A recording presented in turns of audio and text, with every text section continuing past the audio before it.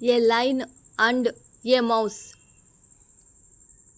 Once upon a time there lived a lion and a mouse. ఒకప్పుడు ఒక సింహం మరియు ఒక ఎలుక నివసించేవి. One day the lion was sleeping. ఒకరోజు సింహం నిద్రపోతూ ఉంది. The mouse started playing on it. ఆ ఎలుక దానిపై ఆడటం ప్రారంభించింది.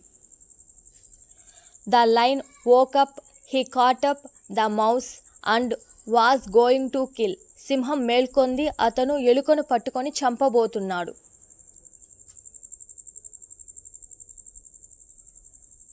The mouse requested forgiveness. The lion let him go.